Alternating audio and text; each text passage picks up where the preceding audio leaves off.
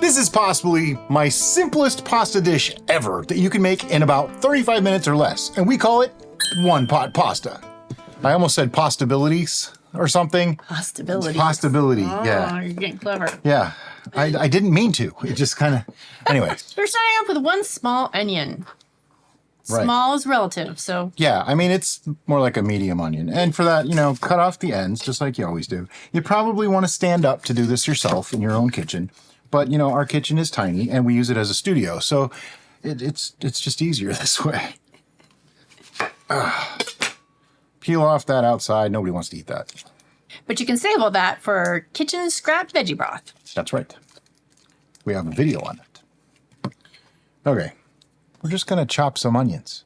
And there's a lot of ways to chop them. I'm just doing pretty much a semi-rustic chop. They're probably going to be half-inch pieces.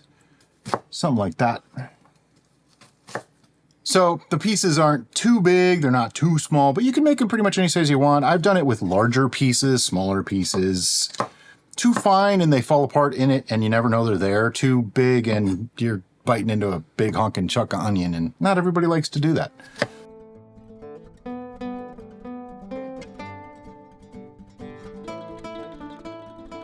And what is next? 4 cloves of garlic. Really? I put 4 on the recipe? You did. Why'd you only get me 4 then? We should have got like 6. I write down like half of what I really mean to have. Now, some people will just remove this wooden little tip on the garlic. I don't always, but you know what? To make it pretty for on television, I'm going to today. Those ends normally bother you anyway. Yep. Nobody wants to bite a chunk of wood, you know? There we go.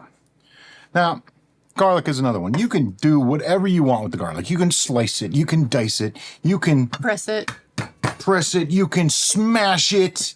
Some people use a brick. I use my knife. Just don't put the knife this way. Always flat. Don't ask me how I know. I'm joking. I never did that. Okay, and I smash them up. Oops. Just be careful if you do this. Yeah. Maybe just use the brick. Maybe. Or the squeezy thing, the press, yeah. And then I just give it a relatively rough chop. Not overly concerned. I usually just slice it for this one anyway. All right, what's next? That's our aromatics. So you want to go ahead and put those in the pot? That is the hardest thing you have to do to make this pasta. I'm not even joking. That is the hardest thing you have to do. So if you're afraid of cooking and chopping and dicing and everything, this is for you. They're good skills, though. You know, everybody should know how to do that. And we've tested this recipe a lot of different ways. This is a basic version. You can add other stuff to it if you want to. Oh, there's more chopping. Yeah. Oh, I thought I was done chopping. No, you're not done chopping. Not done chopping. Now, I know what you may be thinking. Aren't you going to saute those things first? No, we're not. I did it both ways. There was no difference. Next up is mushrooms. We All right. have 6 medium-ish They're medium. mushrooms. And these are just, okay, the white mushrooms and like the baby bellas or whatever, they're the same mushrooms, just aged differently. You can actually use this plate as your garbage plate if you want. Oh, I think I will do so. All right, and on the mushrooms, you know, there's always this little stem on the end there. Nobody wants to eat that. That's kind of gross. Sometimes they even have like the material that they grew on and stuff. I don't want that. So just cut that off. And then we want to just chop them up into nice pieces. Now, sometimes I do slices. Sometimes I do chunks. Today I'm feeling chunky, so I'm going to do chunks. And the way I do that is I'll just cut this way and then just cut maybe 3 chunks out of each. So you get these nice pieces. And I'm just going to do the rest of these like that. You saw it once. Replicate. I really like mushrooms in this dish, though. I think they add a little bit more of a... Meatiness. Yeah. I know some people don't like that term, but... I'm not a fan of it. I'm really not a fan of it, but it adds the texture that you're looking for. It makes it hearty. How's that? I guess I've been a long-time mushroom consumer. I love mushrooms. And so, to me, mushroom meat is a completely different thing than Well, yeah. what people are comparing it to. And we don't want to offend anybody. No, You know? no. You have to completely cut them. Gotta keep them separated. That was good. That was good. Gotta give her credit there. Okay, so we got our pot. All right, we got our pot, we got our onions, we got our mushrooms. Now we need 1 cup of frozen peas. These are partially thawed frozen peas. You can throw them in frozen. I've done that, no problem. They've just been sitting for a little while because it takes a surprisingly long amount of time to set up the studio. 1 28-ounce can of crushed tomatoes. Just so you know, that took 4 tries for her to get that right. She kept laughing. Yeah, I was stumbling all over my words. For some reason, 28-ounce can of crushed tomatoes was difficult for me to say today. Yep. It happens. Might be in the bloopers. And we happen to be using Hunt's no salt added, just because that way we can control the salt. I'm going to need that again in a bit. Yeah. There's stuff in there. There's leavings in there. See? We're going to get to that in just a second. All right. Next is 2 tablespoons of tomato paste. I like this one by Cento. Comes in tubes. If you want to use the one from the can, you're going to use like 1/3 of the can or something. I would just put the whole thing in myself. But today we're using this, and I'm going to measure out 2 tablespoons perfectly accurately. There we go. If you don't want to use the tubes, which we find infinitely More convenient. you can divide up the can ahead of time and freeze them. Oh, I never thought to do that. Yep, just have little tomato paste cubes. Yeah, that's clever. All right, what's next? Now we're going to have 1/2 cup of dried lentils. Okay. Right in the pot. Next. Just hold your horses there, Mr. Next. And then 4 ounces of pasta. Pasta of your choice. We like spirals, rotini. Rotini. Like our favorite. Yep. And at this point, some people are going, what is he doing? This is sacrilege. I would normally agree with you, except that this actually works. Yeah. Now, if you think about our other pasta dishes that we've been sharing with you, what is the one thing we almost always use to make it a more richer broth, sauce, whatever combo you're putting on your pasta? It's the pasta water, right? Oh. So what are we doing right now by adding Pasta makes its own water right in it. Brilliant. Derica thought I was nuts for putting all these different things in at the same time, too, when I did it. It works just fine. All right, now we're going to add 2 cups of our homemade veggie broth. This is the one made from scraps. Yep. Look at that color. It's beautiful. And we're going to use that to rinse our can out. She asked me if I needed a utensil. I did. My answer was no. He's rethinking his answer. I may be reconsidering that response. Oh, come on. I don't like to waste anything. You probably have noticed that in our videos. If I can get more tomato out of there, I'm getting it because I like me some tomato sauce. All right, there's a tiny bit on the lid. I'm not getting that. It's all dried and crusty. And the rest of it just goes right in. Notice I have not mixed a thing yet. Not gonna either. Now it's time for some seasoning. So here we have a tablespoon of thyme and a tablespoon of basil. And then we are going to add red pepper flake because we like a little bit of the red pepper flake in this doesn't really make it spicy. It adds to the depth of flavor and complexity. You can leave it out if you want to. You can add more if you want to. This is only a teaspoon for us. Yeah. Because I don't really want this to be spicy. This is supposed to be like down-home, country, comfort food thing. I don't know why I said country, because it's not country at all. Next is 2 tablespoons of nutritional yeast. Right. This is going to add to that umami. The mushrooms help with that, but this steps up a notch. And before anybody gets too mad at me for being blasphemous about Italian food, I grew up in a town that has like 18,000 people. 17,996 of them were Italian. The other 4 were me, my mother, my father, my sister, okay? So I grew up around Italian food. I know good Italian food, and if you watch our show, you know that I appreciate my Italian food.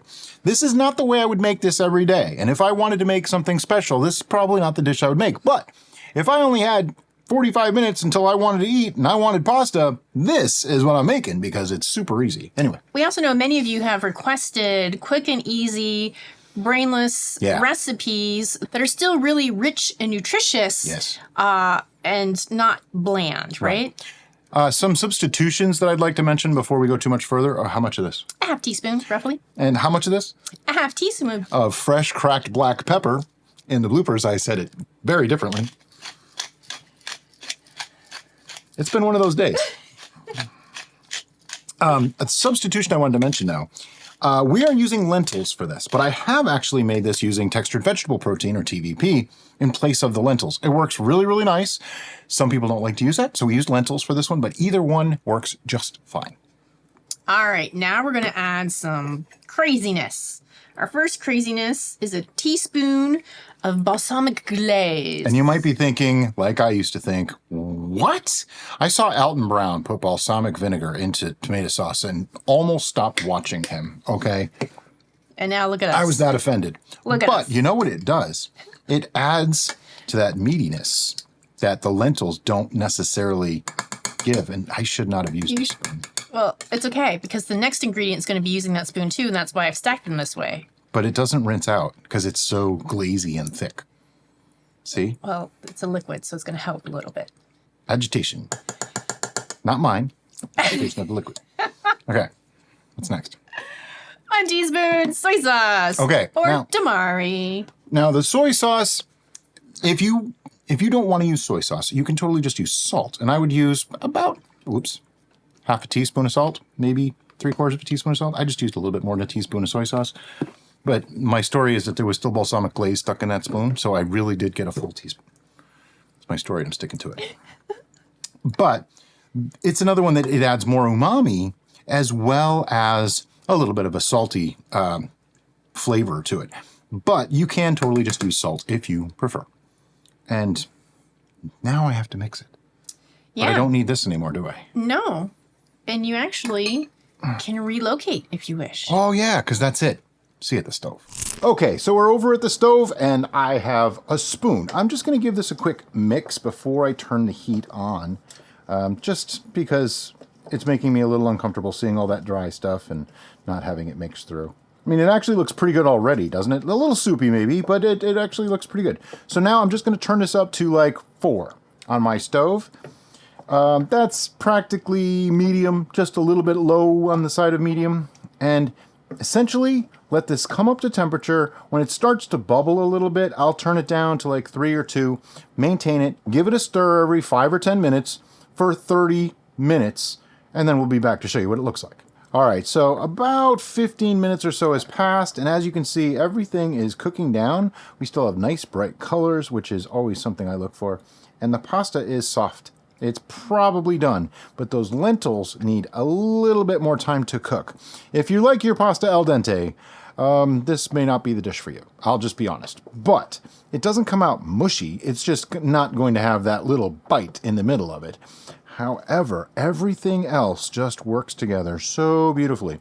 You do want to make sure you stir. If you mess up stirring, it can stick to the bottom and burn, and, well, that'll ruin your day, because nobody really wants to eat burned pasta.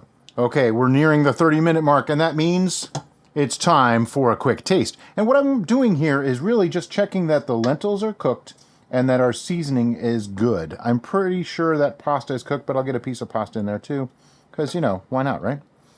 Chef's prerogative. It's hot. I'm not burning my face off.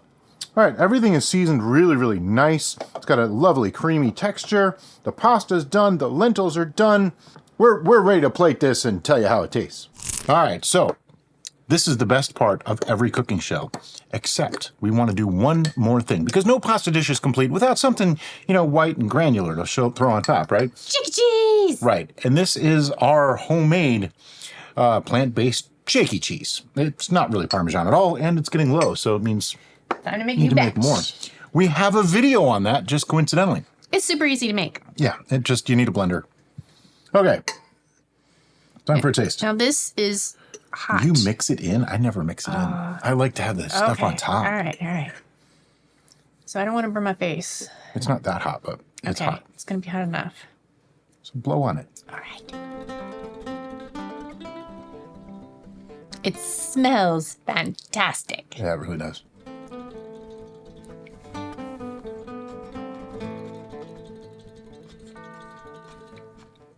All right, couple things. First, it's hot.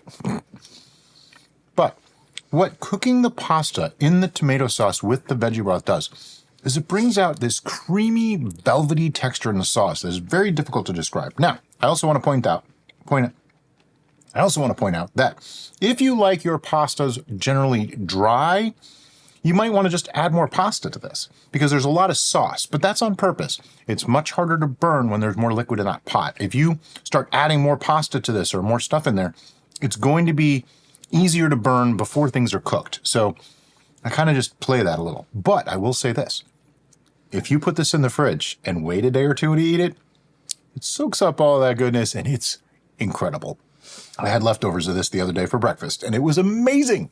I love how this particular cooking method leaves the onions with that little bit of crunch because you get that little pop of sweetness that you get from onions.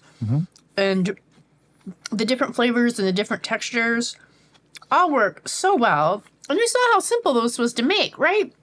And here's the thing I like about dishes like this too.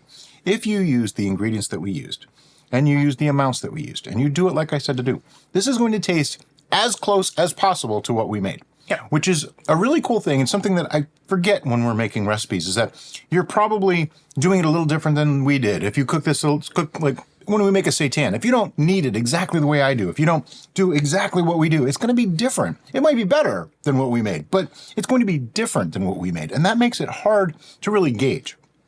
This is going to be 99% the same as long as you use very similar ingredients. That said, you can mix things up.